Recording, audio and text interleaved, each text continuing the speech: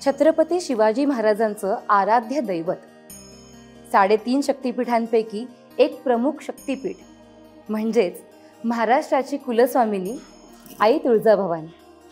तिच्या निवासस्थानामुळे प्रसिद्ध असलेल्या तुळजापूरला भेट देण्याचा हा एक मनोहारी अनुभव.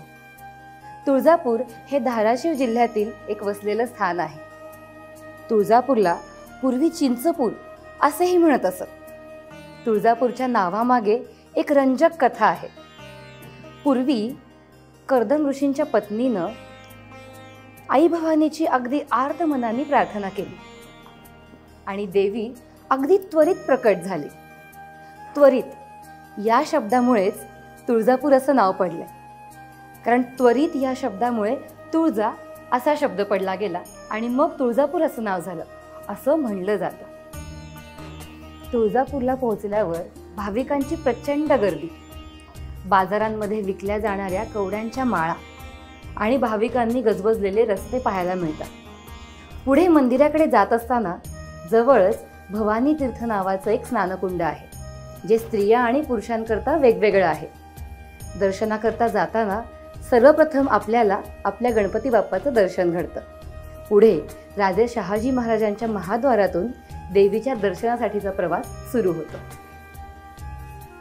देवीच्या दर्शनासाठी 2 प्रकारच्या रांगा आहेत. एक धर्मरांग आणि दुसरी मुखदर्शन रांग. महाद्वारातून आत गेल्यावर उजव्या बाजूला गोमुख तीर्थ आणि डाव्या बाजूला कल्लोळ तीर्थ आहे. पुढे उजव्या सोंडेचा गणपती असलेलं सिद्धिविनायकाचं मंदिर लागतं. मंदिराच्या आवारात एक यज्ञकुंड सुद्धा आहे, जिथे होम हवनाचे कार्य केले जाते. इथे आजाबळी देण्याचीही प्रथा आहे. यज्ञकुंडाच्या मागील बाजूस जावळ काढण्याचेही स्थान आहे. मंदिराच्या मागील बाजूस आदिशक्ती, नरसिंहलक्ष्मी आणि मल्हारी मार्तंड यांचीही मंदिरं आहेत. त्याच ठिकाणी चिंतामणी दगड सुद्धा आहे बरं का, जिथे हजारो भाविक आपल्या मनोकामना पूर्ण करण्यासाठी आपल्या मनाचा कौल लावतात. त्यानंतर दर्शन होतं ते आपल्या दत्तगुरूंचं आणि मग तिथून पुढे देवी आईच्या तेजस्वी दर्शनाला जाता येतं.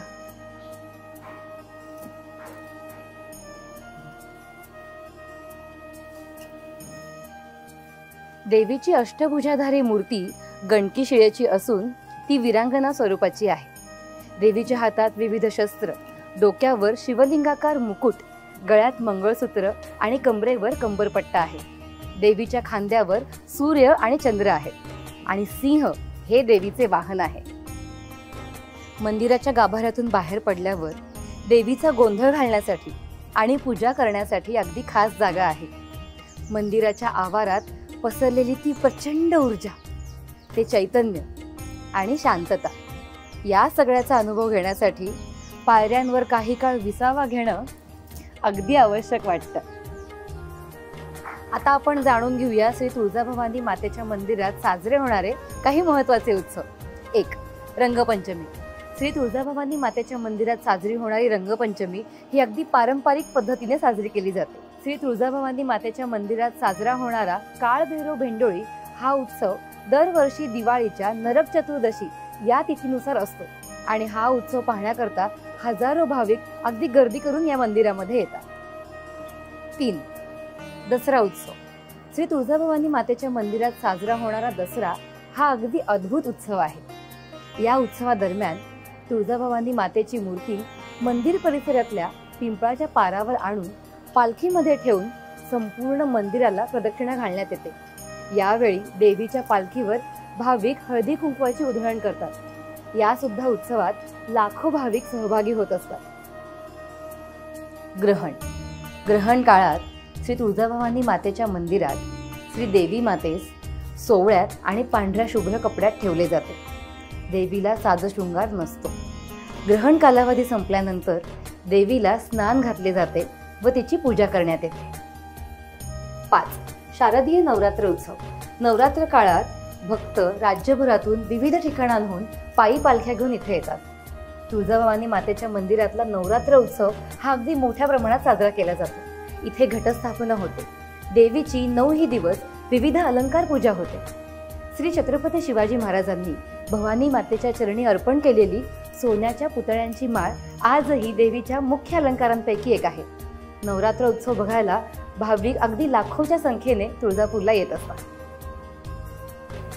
6. श्री तुळजाभवानी देवीचा छबिना. नवरात्र काळात श्री तुळजाभवानी मातेचा छबिना तर निघतोच, पण छबिना म्हणजे श्री तुळजाभवानी मातेची उत्सव मूर्ती एका चांदीच्या मेघडंबरीमध्ये घेऊन देवीच्या अनेक वाहनांपैकी एका वाहनावर देवीची चांदीची मूर्ती ठेवून व त्यावर पादुका ठेवून मंदिराला संपूर्ण एक प्रदक्षिणा पूर्ण करण्यात येते.